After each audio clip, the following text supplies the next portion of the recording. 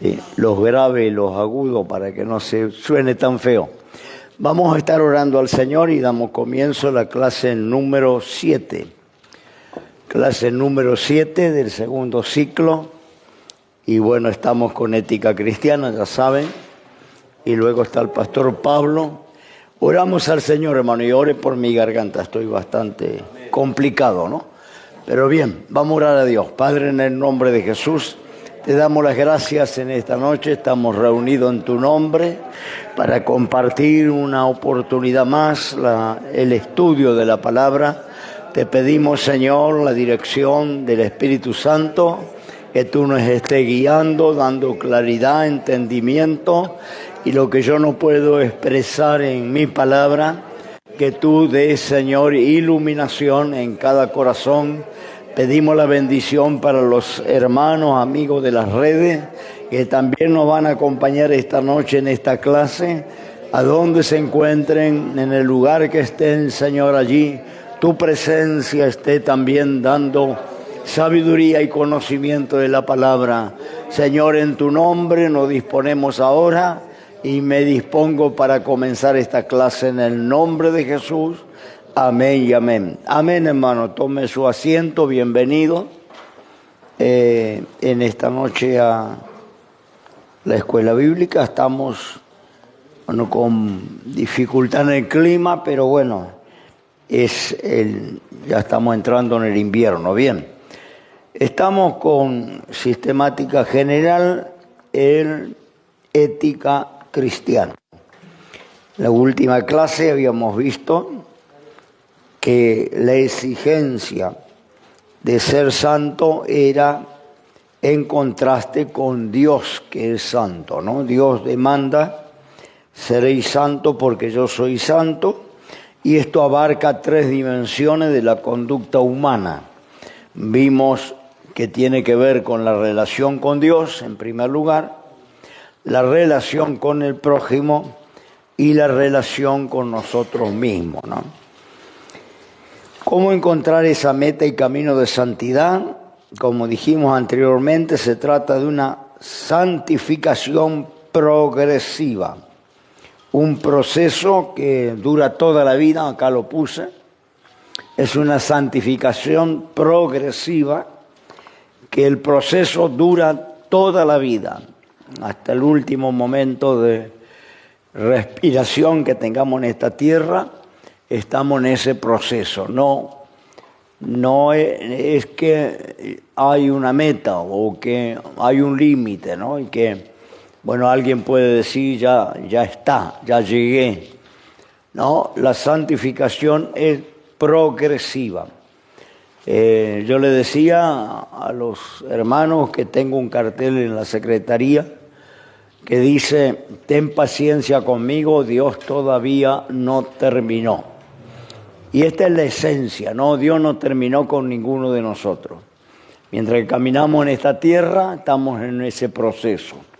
Y no, la obra del Señor no terminó con nadie, ni aún sea a pastor, evangelista, profeta. Dios no termina la obra mientras que estamos caminando en esta tierra. Es una santificación progresiva que se produce, un proceso que dura toda la vida, y se produce por gracia y por fe. Por gracia y por fe. Y esto que subrayarlo, ¿no? Porque algunos piensan que la justificación es por fe, pero piensan que la santificación es por obra. Hay muchos creyentes que tienen esta idea, que somos salvos por fe, pero luego la santificación es por obra. Recuerde, no le tenga miedo a la palabra santificación. Aclaramos la clase pasada que santificar algo es poner aparte, separar. Eso es la palabra santificar. Cuando se pone algo aparte del sistema, del común, ¿no? Para uso sagrado, para las cosas de Dios, se está santificando. Se puede santificar un lugar, se puede santificar un instrumento, se puede santificar una persona. Esto significa ponerla aparte, ¿no? Sacarla del sistema. No significa completa perfección, porque también tenemos la idea que una persona santa es la culminación de la perfección. No. Encontramos en la Biblia hombres santos que han tenido grandes fracasos, grandes derrotas, algunos pecaron, tuvieron todo ese proceso, todo, ¿no? Antiguo y Nuevo Testamento. Quiere decir que no tiene que ver con la perfección, ¿no? Porque hay una idea religiosa y se le tiene miedo a la palabra santidad. Sin santidad, dice Hebreos, nadie verá al Señor. Si no está apartado para Dios, no va a tener posibilidad de encontrarse con Dios. Entonces, vemos que la santificación no es por obra, porque aquellos que piensan que es por obra, trae consecuencias, puesto que ponen un equivocado énfasis en el esfuerzo por cumplir la voluntad de Dios y se deprimen ante las dificultades y las continuas caídas. Cuando no lo logran, entran en un cuadro de culpa, de tristeza, de depresión, porque muchas veces, ¿no es cierto?, va a tener dificultades para llegar a ese grado de santificación. Y así adquieren un complejo de culpa por lo pasado, de fracaso por el presente y de miedo ante la amenaza de una tentación o de un peligro. Es decir, tiene culpa por lo que se equivocó en el pasado, lo que hizo mal. Tiene un sentimiento de fracaso por el presente porque no logra la medida, ¿no?, que todos anhelamos llegar. Y luego tenemos miedo por el mañana, ¿no?, que va a venir tentaciones, peligro. No es así. La santificación es por fe y por pura gracia. Bueno, todo lo que recibimos de Dios es por fe y por pura gracia. No es por obra. No es por obra para que ninguno se gloríe, decía el apóstol San Pablo. La salvación no es por obra, sino por fe. Pero la santificación, ese poner aparte a una persona para Dios, consagrarla para Dios, también es por pura gracia y por fe. Esto tiene que ver con la docilidad y la entrega al Espíritu Santo. Cuando más yo me rindo y cuanto más yo soy dócil a la obra del Espíritu Santo, más rápidamente alcanzo esa santidad. El problema es el hombre, ¿no?, la resistencia, cuando el hombre no se rinde.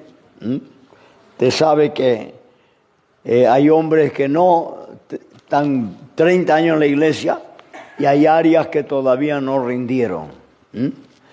Entonces Dios no puede completar esa santidad porque no hay entrega. La madurez cristiana, ya lo dije en otra clase, ya le doy lugar, hay un hermano que levantó la mano. Yo lo dije en clases anteriores. La madurez cristiana no depende del tiempo que seamos creyentes. En cualquier institución de la vida, ¿no es cierto?, la antigüedad tiene un valor, el valor de la experiencia, el valor del aprendizaje. Y en una empresa, en una institución, ¿no es cierto?, por la antigüedad uno va escalando posición. Porque no es lo mismo uno que entró ayer en una empresa, en una fábrica, que alguien que hace 20 años está trabajando. Pero en la iglesia, en las cosas de Dios, no funciona por antigüedad. Se puede tener 30 años dentro de la iglesia y ser infantil, no haber madurado, no haber crecido. Esto lo expliqué en clases anteriores, ¿no? Y puede convertirse, ser una persona que se convirtió hace 6 meses y en 6 meses alcanzar una estatura de madurez que asombra a muchos de los antiguos, ¿no? que deja con la boca abierta a muchos de los antiguos. ¿Por cómo funciona esto? No funciona, porque a veces hacemos pesar la antigüedad. Yo tengo 20 años, hace 30 años que estoy en los caminos del Señor. Y esto no quiere decir nada, porque si yo no soy dócil a la obra del Espíritu Santo, si yo no soy dócil a la palabra, puedo estar 50 años, puedo dormir, puedo traer el colchón adentro del templo. Y no va a haber ningún adelanto. Porque el adelanto depende de la entrega del hombre, de la rendición del hombre. Y hay hombres que por su naturaleza se convierten, mujeres también. Cuando digo hombre, digo mujeres también, ¿no? Se convierten y se rinden, se entregan. Entonces Dios no tiene ni una complicación para llevarle a la madurez, llevarle al crecimiento. ¿No? Lo hace rápidamente porque la persona está rendida. Pero hay gente que está 20 años en la iglesia y no se rinde. O rinde ciertas áreas y otras áreas no las entrega. ¿No? Y bueno, entonces no avanza su estatura espiritual. Sí, hermano, ahora sí. Sí, perdón. Dice que el que pregunta aprende, ¿no? Sí. Yo quiero saber si usted me puede diferenciar esa palabrita obra. Sí. Porque dice tu fe sin obras, ¿no? Si me puede diferenciar entre la obra material y la obra espiritual. Porque tengo claros los conceptos en cuanto a los versículos que hay escritos, pero me gustaría escuchar como maestro, ¿no? Bueno, la obra es todo lo que el hombre puede hacer de sí mismo, sea espiritual o sea material. Esos son obras, todo lo que yo puedo hacer. Fe y gracia es recibir de Dios lo que Dios hace en mi vida. Eso es por fe y no tengo participación, no tengo que yo producir esas buenas obras, sino que creyendo y recibiendo, entregándome a la obra del Espíritu Santo, el Señor produce en mí ese fruto cristiano, produce en mí esas buenas obras, por gracia y por fe. Amén. Ahora, cuando pensamos, tenemos el concepto que la santidad es por obra que nosotros hacemos, entonces vuelvo a decir, nos esforzamos para producir. Fíjese que ni los frutos son de nosotros mismos. Porque vamos a poner el ejemplo que pone la Biblia de una planta, una vid, un manzano, un naranjo, lo que fuere. Te compra un árbol frutal, lo planta, lo riega, lo abona, lo poda, le cura las pestes que puede tener. Pero usted no puede, ni el árbol puede hacer nada para producir naranja. No es que el árbol va a empezar a hacer fuerza para que aparezcan los azares y después los azares se conviertan en naranja. No, está dentro de la naturaleza del árbol. Es propio, si es un árbol bueno, no es un árbol trucho. No, usted lo planta, lo rega, le da las condiciones climáticas que necesita y cuando sea tiempo, usted va a cosechar naranja o va a cosechar manzana. Porque está dentro de la naturaleza del árbol producir ese fruto. No hace ni un esfuerzo el árbol, ni el cultivador tampoco. El cultivador lo cuida. Si es un árbol malo, por más que lo cuide, nunca va a cosechar naranja.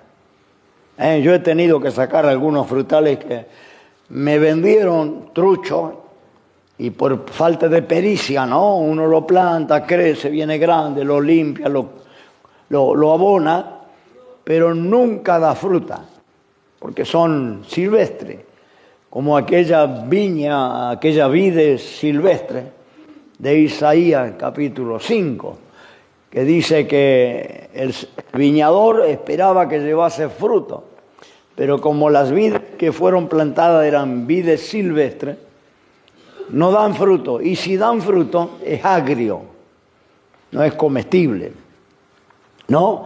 Entonces, por más que el cultivador dice que le puso un cerco, le abonó, le podó, le dio, edificó una torre para cuidar que, ¿no es cierto?, no fuera aplastada por el puerco salvaje o por el ganado. Le hizo todos los cuidados, pero dice, cuando fue a cosechar, llevó uva agria.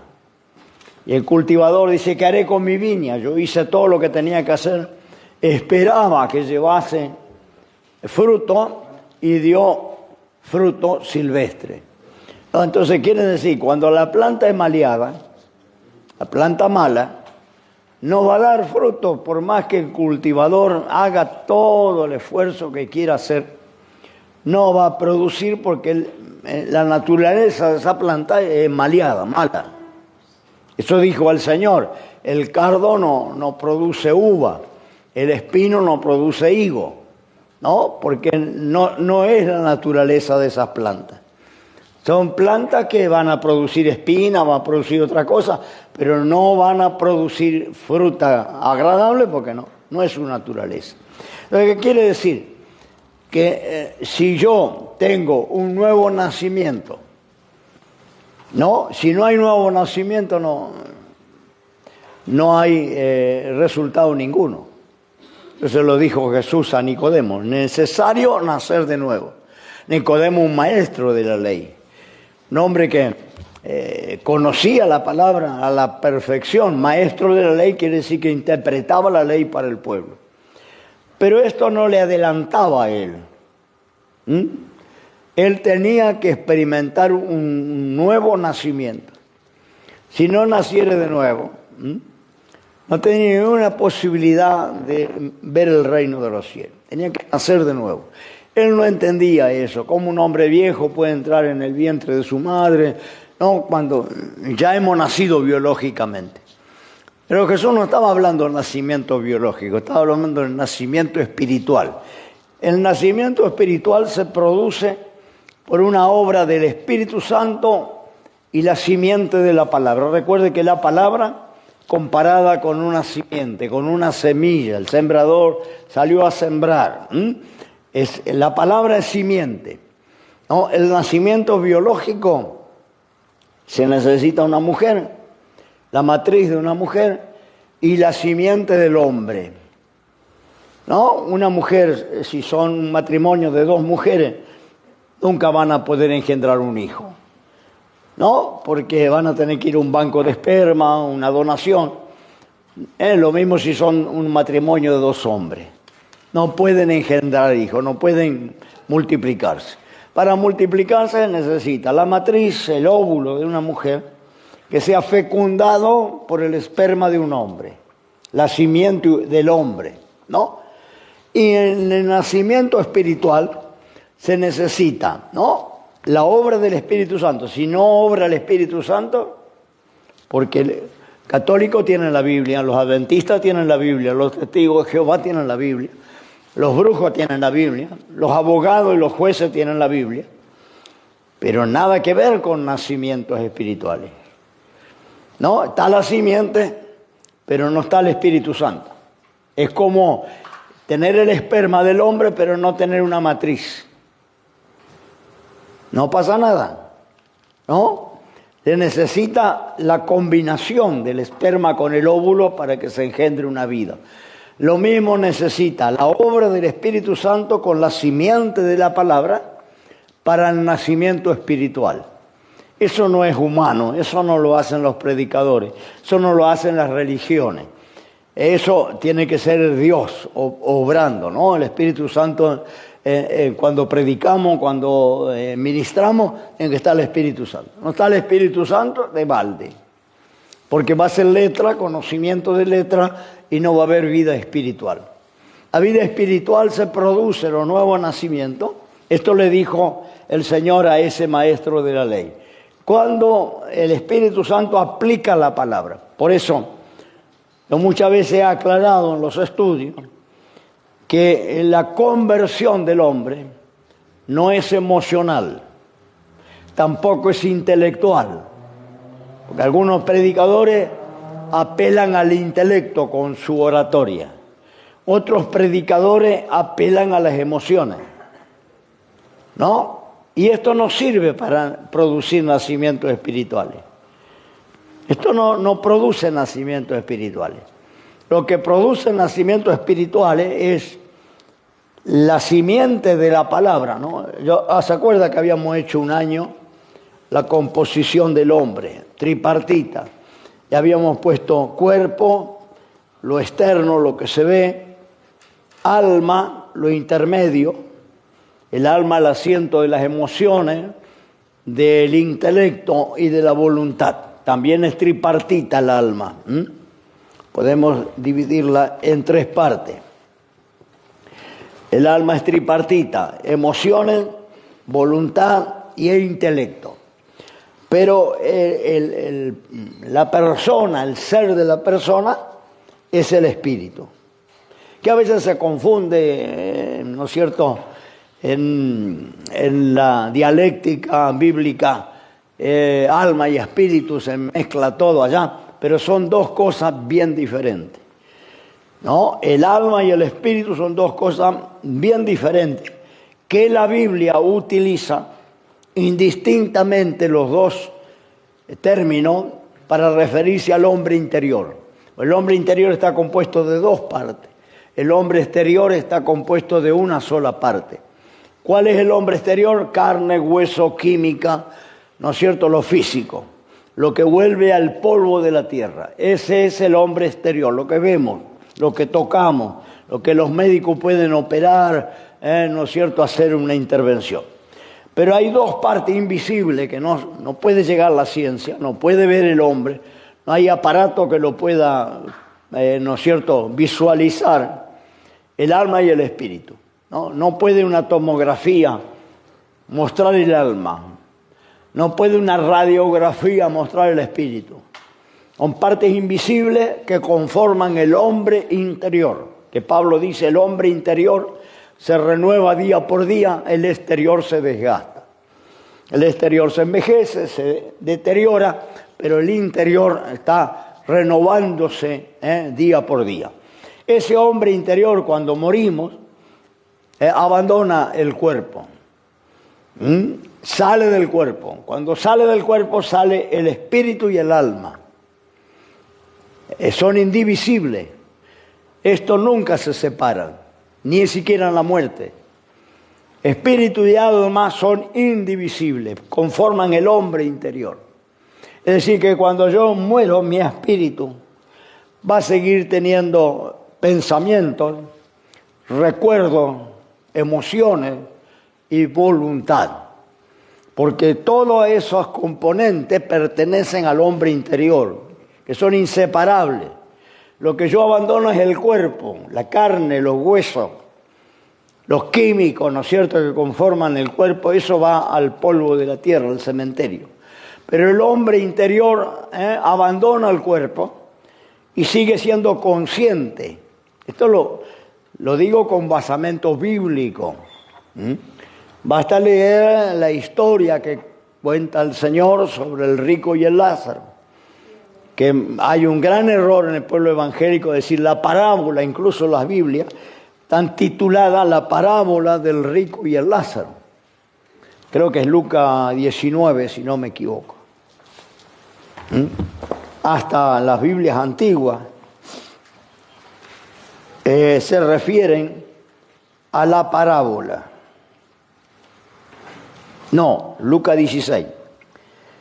Y esos subtítulos que usted tiene en la Biblia, las versiones bíblicas, te recuerde cada vez que quiere estudiar la Biblia, que la versión original de la Biblia, lo hemos estudiado en la introducción bíblica, no tiene ni capítulos, ni versículos, ni subtítulos, ni letras coloradas, porque hay una Biblia que viene, las palabras de Jesús vienen en letra de molde colorada.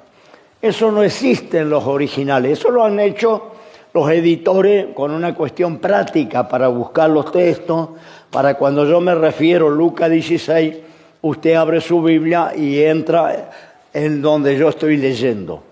Pero en los originales no existe.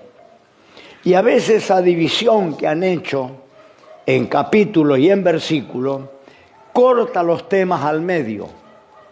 Porque a veces la han pegado, porque esto lo han hecho los hombres, la división en versículos y en capítulos. Y a veces esos hombres, esos editores, esos, ¿no es cierto?, traductores de la Biblia, a veces han separado bien los capítulos y versículos, y a veces han separado mal.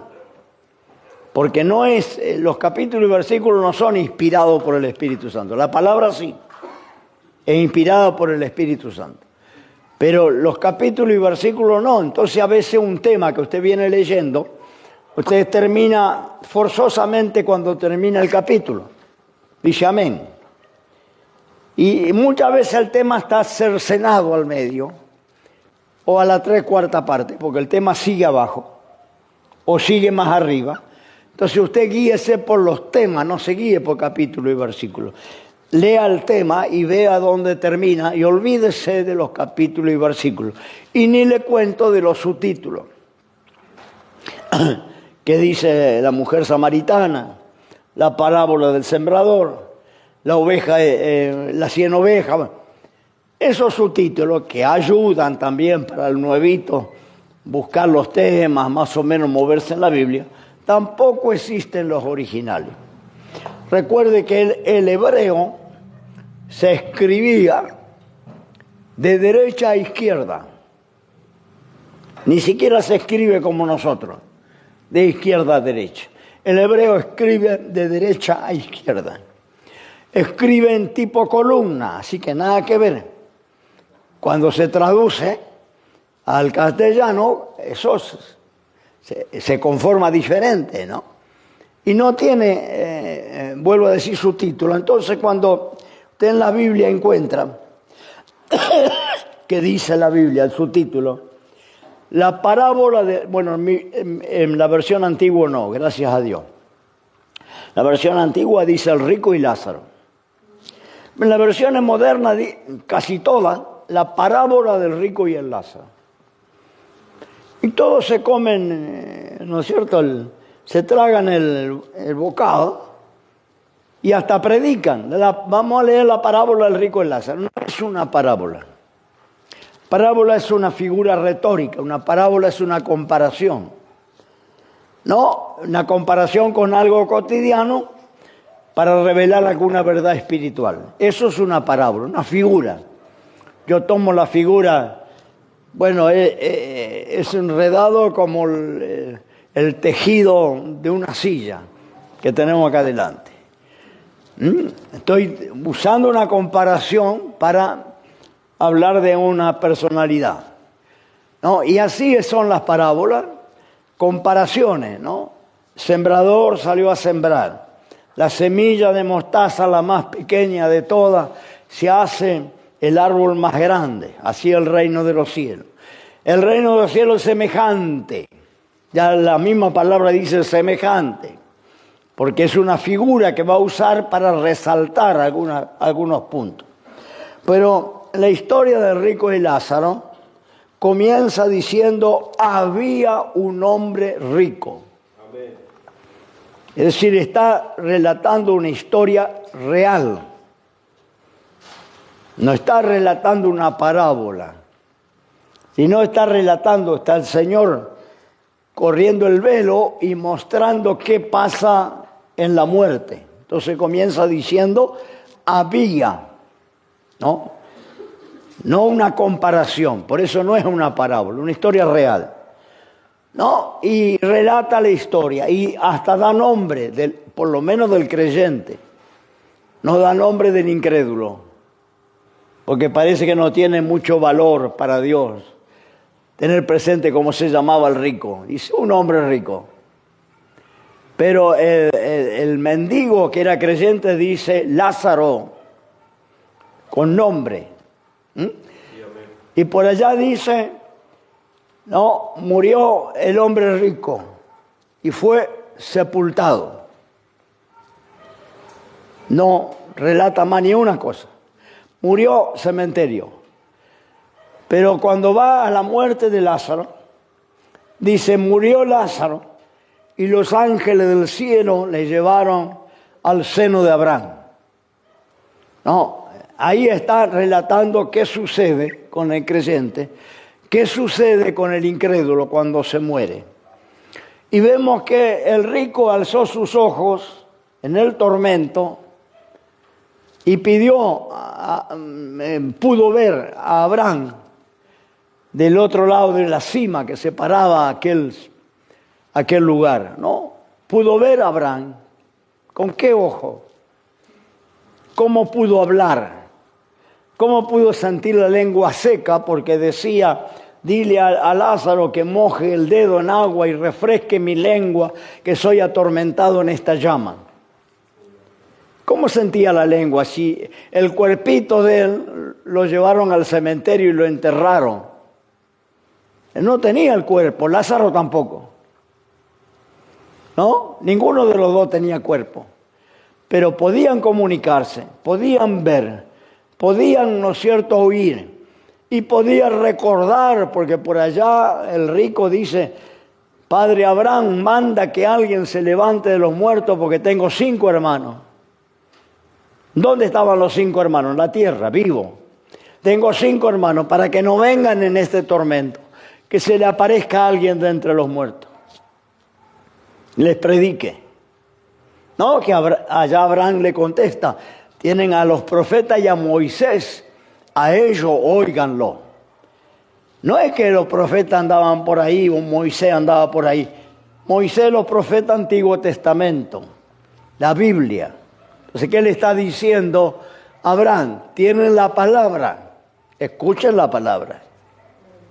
No, porque si no creen a la palabra, menos creerán si se levanta alguien de los difuntos, alguien de entre los muertos. Pero fíjense, se comunicaban, veían, recordaban que acá en la tierra había dejado 5 hermanos inconversos. Y pedía misericordia que alguien vaya y les predique, para que no vengan acá. Entonces, el recuerdo, las emociones, la voluntad, todo lo que pertenece al alma y al espíritu, eso va a continuar después de la muerte. Ahora sí, hermano Osvaldo, que levantó la mano.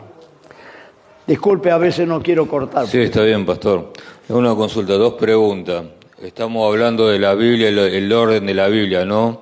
Y es verdad que durante los tiempos la Biblia fueron tomando distintos órdenes, los teólogos para darle una forma, ¿sí? Y distintos títulos, como usted lo está explicando. Ahora en la Escritura dice, el que agregare o el sacare algo de esta Escritura, tipo una maldición, que esto y tantas cosas que agregaron, y tantas cosas que sacaron, y tantas cosas que le fueron dando forma. Esa es la primera pregunta. Ahora la segunda pregunta. Conforme a esta historia, pues lo estoy escuchando y no me viene otro texto que respalde esa historia, porque con mi mente carnal, humana, natural, pienso, no escucho, eso parece una mitología, parece una fábula, y me pregunté a mí mismo, ¿no? A ver si recordaba qué texto respalda esa historia, porque estás contando una historia, a ver, ¿cómo hacemos verídica esa historia? ¿Que fue verídica o qué forma podemos testearla? ¿Sí? Que es una historia para considerarla. Bueno, primeramente lo que sacaron y quitaron de la Biblia. Usted sabe que en las primeras páginas de la Biblia dice revisiones, ¿no? El original es de Reina Valera y después hay todas las Biblias tienen, revisada, dice, por Cipriano de Valera, cotejada con diversas traducciones y con los textos hebreo y griego. Las copias originales están en diversos museos. Museo del Vaticano, Museo de Alemania, Museo de Italia, en varios lugares están los originales conservados, las copias, escritos en manuscrito, en vitela, quiere decir en pergaminos, cueros que eran preparados. Eso todo lo estudiamos en Introducción Bíblica, ¿no? Cueros que se preparaban, pergaminos que se preparaban, y esos están conservados en museo como patrimonio de la humanidad, y de tanto en tanto los traductores, profesores lingüísticos, ¿no es cierto?, grandes ministros cristianos hacen unas comisiones y le hacen una revisión a la Biblia con esos originales para ver si es fiel a esos originales. Eso aparece en la primera página de su Biblia cuando dice revisión. La mayoría tiene la última revisión 1960. Hay otras Biblias que tienen revisión 1980 y hay algunas 2000 y algo, que yo no las aconsejo porque en las revisiones que han hecho los historiadores, los lingüistas, en fin, los traductores, han tratado de adaptar el idioma hebreo y griego al lenguaje cotidiano, al castellano, o podemos decir argentino que hablamos nosotros, porque nosotros no hablamos castellano. Ninguna lengua es original. Usted va a Brasil, la lengua original es portugués, porque los colonizadores fueron portugueses. Acá los colonizadores fueron españoles, entonces el idioma es español. Pero si yo le traería una Biblia escrita en castellano, de castellano original, se llama la Biblia del Oso, y usted va a entender el 30% de lo que dice, las palabras. Ese es el castellano original. Nosotros no hablamos castellano original. Nosotros hablamos una mezcla de lunfardo, de argentinismo, que son modismos, giros, como hay giros en el idioma hebreo, ya había en aquel entonces y en el griego, acá hay giros y hay palabras que se imponen y que la Real Academia Española las mete dentro del diccionario, porque por el uso la tienen que aceptar, pero son palabras que no existen en el castellano. Guita, biondi, mango, ¿no es cierto? Todas esas palabras que solemos usar cotidianamente. No tengo guita. Guita no existe en el castellano. Pero nosotros hemos inventado esos modismos. En todos los idiomas pasa. Yo cuando abrí la iglesia en Brasil me fui a estudiar portugués con una profesora en un lugar donde se enseñaba portugués. Aprendí portugués. Y cuando fui a Brasil, muchas de las palabras que yo conocí, aprendí de portugués, el brasilero no entendía. Y yo volví acá y me enfrentaba con la profesora y decía, ¿cómo el tema? Estoy aprendiendo portugués para manejarme en Brasil. Voy allá y esta palabra, hay una palabra que campo abandonado, el brasileño dice capoeira, ¿no? Y capoeira no existe en el portugués. Capoeira es un campo abandonado lleno de yuyo, ¿no? Te va allá y dice capoeira y el brasileño sabe que es un campo abandonado. Pero en el portugués no existe esa palabra. Hay montones de palabras que no existen en el portugués. Y que si usted le dice al brasileño, el brasileño no sabe. Es lo mismo que venga un castellano, venga de España, hablando el castellano original, de Castilla, y usted no va a entender la mitad de lo que dice. Y no nos va a entender a nosotros. Nosotros, el idioma se deforma, por eso son lenguas vivas. Después están las lenguas muertas, que ya no se usan, y esas lenguas quedaron como el griego antiguo, el hebreo, el arameo, las lenguas que se escribieron la Biblia, son lenguas muertas porque no son las lenguas que hoy se hablan. Son lenguas que ya no se hablan. Entonces esa lengua no tiene variación.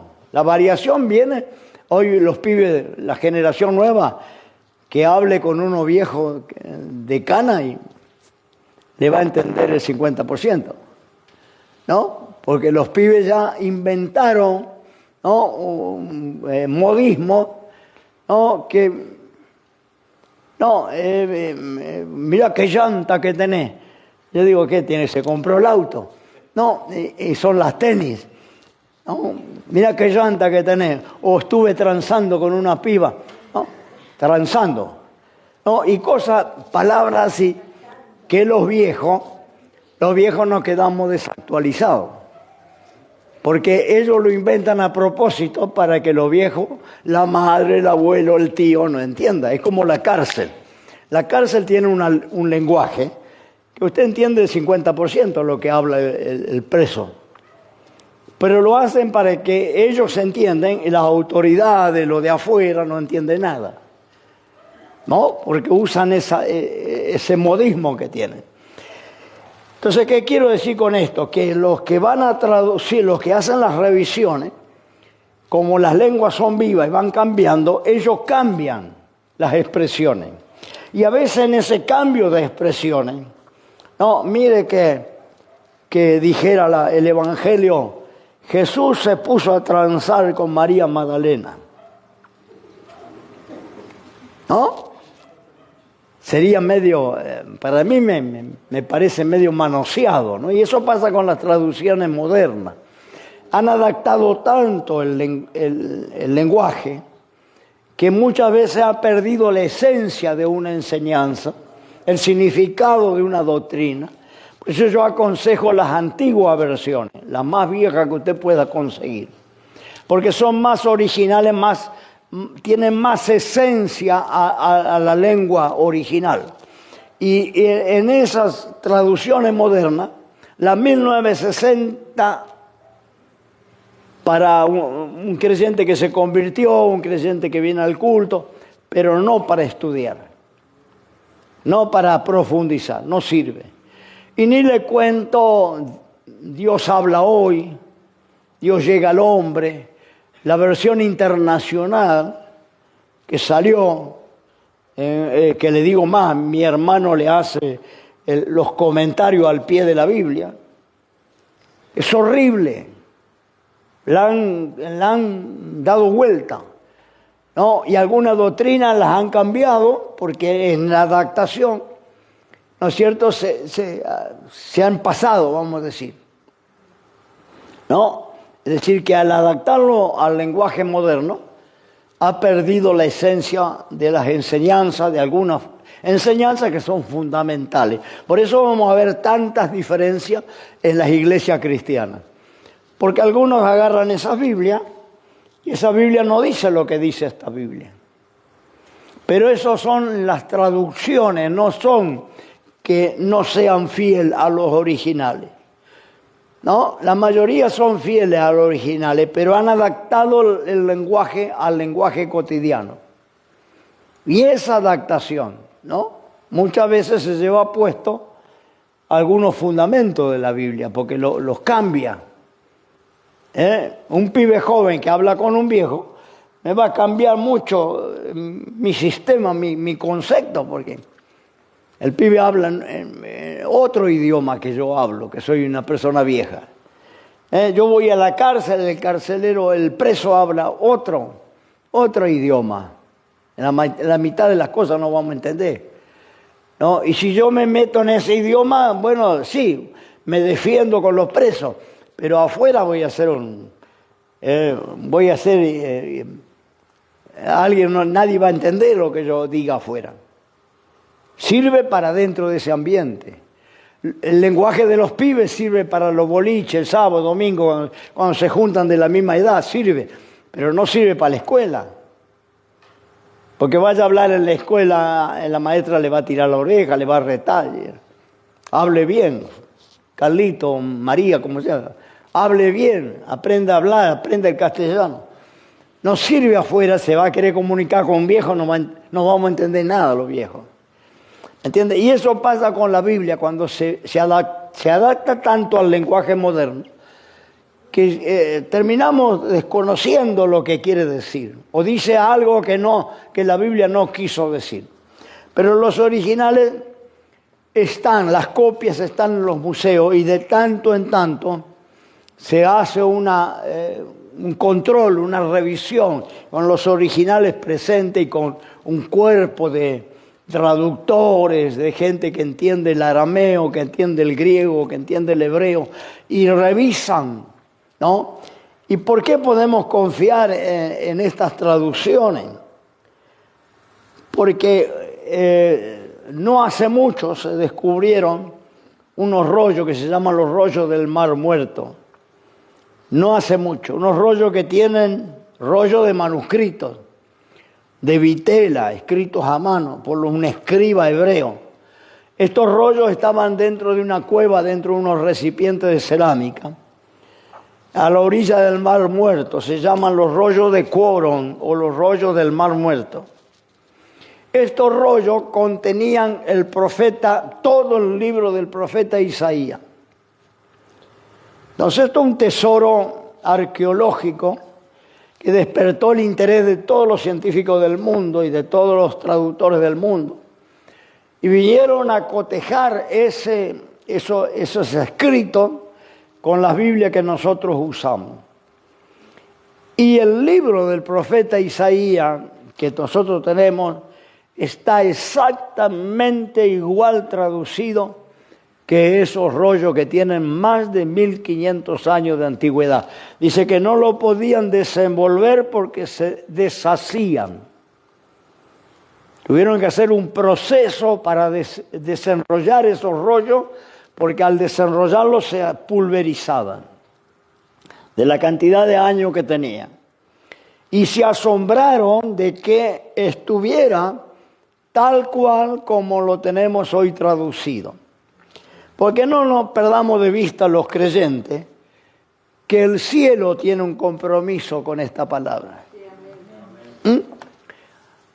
Dios tiene un compromiso con esta palabra. Esta palabra la han querido destruir en varias oportunidades. Han querido borrar la Biblia de la faz de la tierra. Desde el nazismo hasta muchos otros imperios, el imperio de Constantino y otros imperios romanos que han querido que desapareciera la Biblia, que han perseguido a los cristianos, le han arrebatado la Biblia, se la han prendido fuego. Pero Dios tiene un compromiso de mantener su palabra, primero fiel y segundo que no pueda ser erradicada del mundo. No va a ser erradicada porque el cielo está comprometido con esta palabra.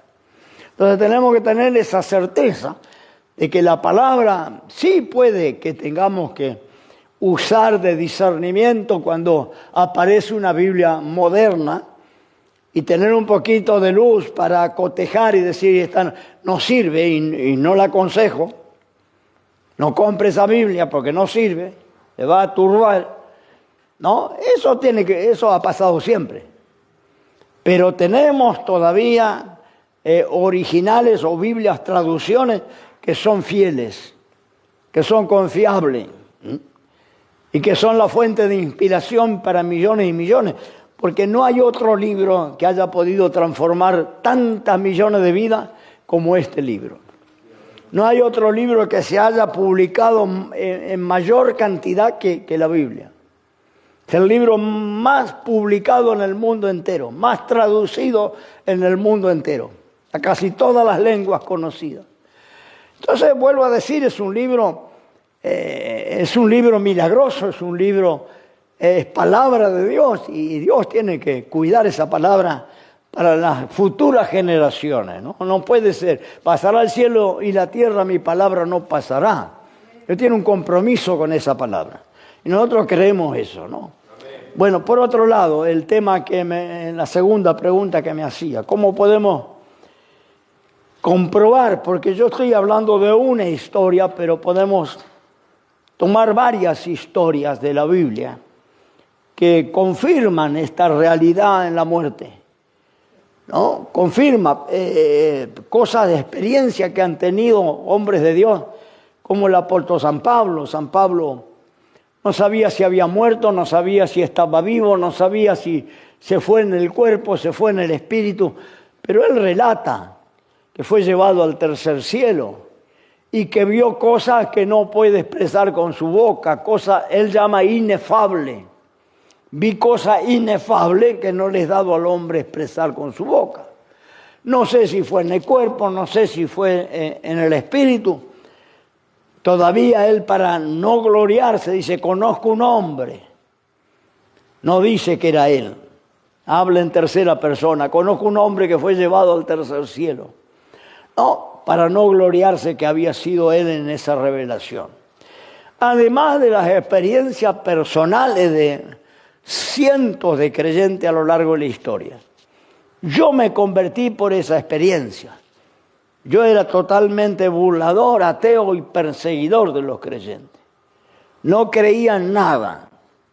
Yo no creía en ninguna clase de Dios. Y si me decían que había un Dios y un diablo, yo lo iba a desafiar. Yo muchas veces desafía al diablo y digo, si hay un diablo que aparezca, que yo quiero hacer un pacto con él. Si hay un Dios que aparezca, que yo quiero conocerle. Era burlador, desafiador y ateo. No creía en nada. Y algunos parientes míos me empezaron a predicar. Entonces yo empecé a estudiar la Biblia, pero para contradecirle. No, para darle una paliza. Y muchas veces salían, porque eran nuevos, salían golpeados de mi casa. No, ciertas veces esos creyentes que me habían predicado 4 o 5 veces, una cierta vez que yo entré a discutir con ellos, yo decía que todo esto era ficción, que esto era negocio, que la religión era un negocio de los hombres, política de los hombres, que no existía nada después de la muerte. Entonces ellos, tan cansados de mí, dijeron, ¿sabe qué? A vos no te predicamos más. Eran muy nuevos, hacía un par de años se habían convertido. Entonces ellos dijeron, a vos no te predicamos más. Vamos a orar que Dios salga al encuentro de tu vida. Y se fueron y no vinieron más a predicarme. No, y parece que la oración de ellos Dios escuchó, porque ellos me dijeron, vamos a orar que Dios salga a tu encuentro. Y una madrugada, estando durmiendo al lado de mi esposa, mi espíritu y mi alma salió de mi cuerpo, en la habitación donde estaba, cerca de las 2 de la mañana. Y me quedé suspendido allá contra el cielo raso. Vivía en una casa antigua, de esas casas que tienen 5 metros de altura, esas casas viejas. Yo estaba arriba, en los 5 metros de altura, mirando la habitación, mirando mi cuerpo, mirando a mi esposa. Era de noche, no había luz, pero yo veía como si fuera de día. Veía todo clarito. Y me desesperé porque los creyentes me decían que un día íbamos a morir, que íbamos a salir del cuerpo, todo lo que conocemos. Entonces yo entendí que había muerto. Yo no tenía a Dios. Y dije, ahora estoy perdido. Porque yo rechacé siempre a Dios. Yo no creía en esto. Eso fue por varios minutos que yo estuve allí suspendido en el aire. Quería manejar mi cuerpo, quería incorporarme de la cama, quería despertar a mi esposa, quería prender la luz del velador. Y el cuerpo no me obedecía. Estaba muerto, estaba duro ahí. Quería abrir los ojos, abrir la boca para pedir auxilio, no podía. Y entré en un desespero porque digo, estoy muerto, ahora no hay más arreglo para mí. Y me acordé de una cosa que los creyentes muchas veces, cuando me predicaban, ellos me decían, ¿sabes que el diablo no te tiene miedo a vos? Y el diablo dice, no viene a pactar con vos porque Dios tiene un propósito, Dios te ama, bueno, todo lo que ya sabemos. Pero el diablo no te tiene temor a vos, el diablo lo único que le teme a la sangre de Cristo. Parece que allá en el cielo raso yo me acordé de eso. Y dije, la sangre de Cristo tiene poder. Cuando dije, yo no era creyente, le digo, era un burlador, un blasfemo de primera categoría. Cuando dije, la sangre de Cristo tiene poder, entré dentro del cuerpo. Abrí los ojos, prendí el velador, desperté a mi esposa. Yo estaba aterrorizado. Al otro día yo me fui a la iglesia, creo que estuve a las 3 de la tarde esperando que abrieran la iglesia para entrar al culto. Y en aquel culto me convertí. No, porque Dios me demostró en una sola experiencia que tenemos un alma, que el alma sale del cuerpo, el cuerpo se queda, que hay otra dimensión espiritual, que hay un Dios, que ese Dios tiene poder, porque cuando dije la sangre de Cristo tiene poder, pude regresar y que hay un diablo también esperando para llevarnos. Todo me mostró el Señor en esa experiencia. Entonces a mí no me cabe duda de lo que le estoy diciendo, ninguna duda, porque han pasado 50 años y parece que hubiera sido ayer lo que me pasó. Y he hablado con algunos creyentes que le ha pasado lo mismo, que han tenido esa experiencia. Mucha gente le ha pasado, ¿no? De los caminos del Señor, y gente que Dios ha llamado le ha pasado. Entonces hay mucha evidencia de lo que dice Jesús en la historia del rico y el Lázaro.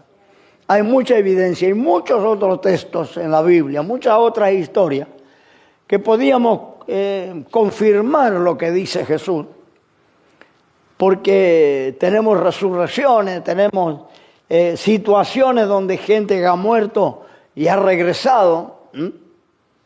Lázaro estuvo 4 días y 4 noches muerto. ¿Cree que Lázaro no tenía algo para contar? ¿A dónde estuvo esos 4 días y 4 noches? ¿Cómo pudo regresar a la vida? No es que vivió para siempre, porque un día seguro llegó a viejo y se murió. Pero hasta que llegó ese día, él fue un resucitado que estuvo en el cementerio 4 días y 4 noches. Gediendo, porque las hermanas dijeron, giede, Señor, cuando el Señor mandó abrir el sepulcro. Entonces hay muchos testimonios a lo largo de la Biblia de lo que estamos diciendo. Experiencias que han tenido hombres de Dios, mujeres de Dios, que corrobora lo que estamos diciendo, ¿no? Y si no, tendría que hacer como hicieron estos creyentes conmigo. Voy a orar para que Dios te revele. Gloria a Dios. Porque yo creo también en eso. Acá hay madres que se le han muerto los hijos. Me acuerdo, hermana Beatriz, hoy no está acá, pariente de muchos de los hermanos que están acá. Cuando enterró a su hijo, y la hermana Marta Galván, que vivía acá en la esquina, también enterró una nena. ¿Se acuerdan los hermanos, no, hermana María? Un sol era la nena. La nena más linda, más simpática que yo tuve dentro de la congregación, amorosa. Y parece que masticó una pila, no sé qué, y le agarró una hepatitis fulminante, ¿no? Tuvimos que velar, acá en la iglesia se veló a cajón cerrado.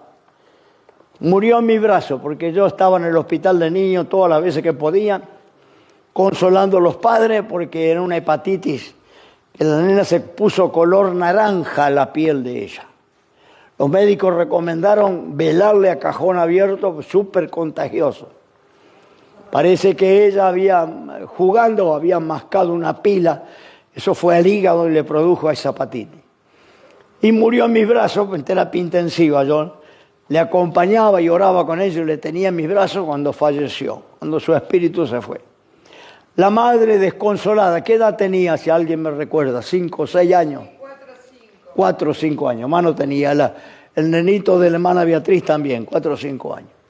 No, las madres, hay que hacer una idea, ¿no? Lo que significa para una madre enterrar un bebé de esa edad. No, y con ambas madres, hermana que vivía acá en la esquina, que enterró su nena, no quería venir más a la iglesia, entró en una depresión, no quería levantarse de la cama, venía y lloraba desconsoladamente. Y yo le dije lo que me dijeron a mí, mira, vamos a orar y pedirle a Dios que Dios te muestre dónde está tu nena. Pedirle a Dios que Dios te muestre dónde está tu nena. Y se fue. Como a los 15 días vino con una sonrisa, parece que venía en el aire, ¿no? Dios le dio una experiencia, le llevó donde estaba la nena. Y vino tan feliz, ¿no? Y pudo superar esa pérdida. Entonces, si no me crees, no crees este asunto de la muerte, vamos a orar que Dios te dé una experiencia, porque Dios puede hacer esto, ¿no? Puede darte una experiencia para convencerte de que el hombre es algo más que carne y hueso. Sí, hermano Osvaldo. Bueno, escuchándolo me viene un montón de recuerdos y experiencias, ¿no?, espirituales. ¿Verdad? Hay un texto en la Biblia que remarca, ¿no?, si si se escribiese todas las cosas que realizó Jesús, o si se escribiese todas las historias, todas las experiencias espirituales, la Biblia dice no cabrían los libros para llenar tantas historias. Y verdad, bueno, esta quizás es una de las tantas historias en esos momentos que ha pasado. Me pareció una curiosidad porque mayormente Ezequiel, Daniel y todos los profetas dicen, vi tal visión. Pablo tiene esa experiencia espiritual, pero quizá en esos momentos, tantas experiencias espirituales como la que está contando ahora, y esta remarca tantas experiencias que hubo. Sí, bien los textos que recordó el hermano Osvaldo, ¿no? Si todas las cosas se escribiesen, lo dice Juan, el Evangelio de Juan, los últimos capítulos. Dice, si todo se escribiese, no cabrían los libros en el mundo. Esto, por supuesto, es una hipérbole, una figura retórica, ¿no? Es cuando se exagera, porque sí cabrían los libros en el mundo. El mundo es bien grande. Pero lo que está diciendo Pablo, que no puede haber un registro de todo lo que hizo el Señor, porque sería una cosa impresionante. Tenemos que tener una biblioteca solo para saber lo que hizo el Señor. Se está diciendo que no todo está escrito, no todo está revelado, pero hay muchas experiencias de muchos cristianos que a lo largo de los siglos corroboran lo que dice la Biblia, que les ha pasado, que lo han vivido. Hoy en día la ciencia, ¿no? Hay científicos. Acá había un periodista que escribió un libro sobre un tratado, porque a él le pasó, y empezó a investigar los enfermos terminales. Creo que el libro se llama Vida después de la muerte, algo así. De los que cuando salían del cuerpo entraban en un túnel, veían una luz, se encontraban con el abuelo, con el papá difunto, ¿no? Montones de experiencias de gente que estuvo con un paro respiratorio, ¿no es cierto?, 5 minutos, 3 minutos, y luego volvieron a la vida, y él recolectó, este periodista, todos esos testimonios de cantidad de gente, incluso cantidad de médicos que afirman que esto es así, que les ha pasado.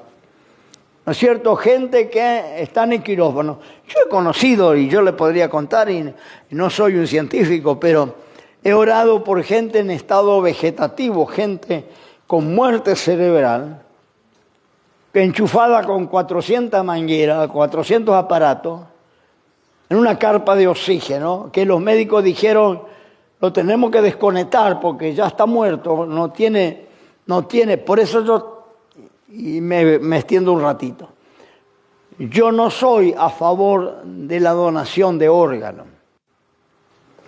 Si alguno a veces me ha preguntado qué piensa de la donación de órganos, porque según la ley de Argentina, todos somos donantes si no declaramos lo contrario. Así, todos somos donantes si no nos negamos a ser donantes. Y entonces algún cristiano me ha preguntado qué piensa de la donación de órganos. Se donan los ojos, se donan los pulmones, se donan los riñones, se donan en fin, al corazón. Yo no soy a favor, sí, quiero aclarar, sí en vida. Si usted para salvar un hijo le tiene que dar un riñón y decide dárselo, maravilloso. Si usted quiere darle a un hijo o un ser querido una córnea para que vea, un pulmón para que respire, perfecto. Porque con uno tenemos doble. Hay cosas que Dios nos dio doble para que si falla uno con el otro andemos. Hay cosas que son únicas, corazones únicos. ¿No? Pero tenemos 2 ojos, tenemos 2 pulmones, tenemos 2 riñones, podemos vivir con uno. Por eso la sabiduría de Dios que te dio 2. Entonces yo puedo donar un riñón y seguir viviendo y salvarle la vida a mi hijo. Perfecto. Un acto de amor, de caridad, ¿no es cierto? Maravilloso. No estoy en contra de esto. Estoy en contra de cuando yo me muera. ¿Por qué motivo? Porque la muerte clínica no es la muerte del cristiano. Para mí, yo estoy muerto cuando el Señor saque mi espíritu. Cuando retire mi espíritu y mi alma, mi cuerpo estará muerto. Pero los médicos tienen otra regla para medir la muerte. A ellos no les interesa que usted respire, no les interesa que la sangre, el corazón esté bombeando sangre. Ellos van a mirar el encefalograma, el estudio del cerebro. Si la onda cerebral está plana, ellos dicen, tiene muerte cerebral. No hay más caso. No importa que respire, no importa que el corazón bombee. Usted, su cerebro tiene, el encefalograma salió de recto, usted tiene muerte cerebral. Entonces ahí pueden acceder a sus órganos, porque usted es donante. Entonces le mantienen con un aparato, ¿no es cierto?, bombeando sangre para que los órganos no se echen a perder, y le van sacando lo que necesitan, pueden sacar todos sus órganos. Yo no estoy de acuerdo con esta declaración científica de la muerte, porque yo sé que la vida no está en el cerebro, la vida no está en el corazón, la vida no está ni en un químico que tengamos, la vida está en el espíritu. Yo estoy muerto cuando mi espíritu se fue. No tiene nada que ver mi cerebro, eso es físico. Entonces, ¿quién dice que el que tiene el encefalograma recto esté muerto? Yo he orado por gente que en estado vegetativo, 3 años, 4 años, lleno de manguera, que la familia dice antes de desconectarle para que termine, queremos, pastor, que haga una oración. Y he orado y le desconectaron y no se murió.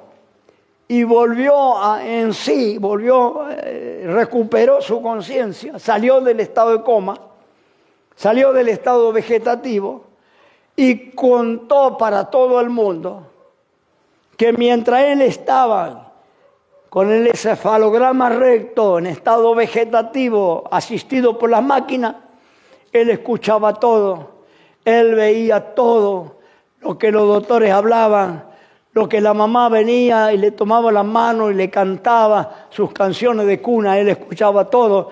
Contó uno de estos testimonios terribles, anda trabajando el hombre, un joven, tuvo 3 años en estado vegetativo. Yo fui a orar, anda trabajando. Él contaba que los enfermeros venían a la pieza de él, terapia intensiva, a tener relaciones sexuales. Y él contaba que si esta mano se le resbalaba y caía de la cama, él dice que lloraba y gemía en su corazón que alguien se dé cuenta porque se le dormía. Y cuando se le dormía dice que era un dolor atroz que no podía soportar. Y él rogaba que alguien de los médicos, enfermeros, viniera y le levantara la mano y se la pusiera al lado del cuerpo. Era consciente de todo lo que pasó. Yo cuando fui a orar por él, no movió ni un ojo, lleno de manguera, con un respirador, una manguera así en la garganta. Y yo pensé, oré por él y digo, no va a escuchar nada, está muerto. Después le contaba, porque era un amigo de mi hijo, le contaba que dice, cuando tu papá vino, escuché la oración que hizo por mí al lado de mi cama, me tomó la mano. Todo lo que pasaba, los doctores se juntaban alrededor de él y daban los diagnósticos y él escuchaba todo. Entonces eso corrobora que el encefalograma recto no es muerte. Por eso yo no estoy de acuerdo en que me saquen los órganos cuando la medicina me declare muerto, porque a lo mejor no estoy muerto. Ahora, una vez que me sacaron los órganos, sí, ya está frito. Dios le bendiga. Me quedo por acá, hermano, hasta la clase que viene. Ponemos de pie, oramos al Señor y ya está el pastor Pablo. Amado Dios, en el nombre de Jesús, te damos las gracias esta noche, alabando tu nombre, Señor, por haber compartido la palabra. Ahora te pedimos la bendición para el hermano Pablo. Estará con también su materia, que tú le alcances gracia y el Espíritu Santo esté dando entendimiento y luz en cada corazón. Gracias te damos, Padre, por esta noche y por habernos acompañado. En el nombre de Jesús, amén y amén.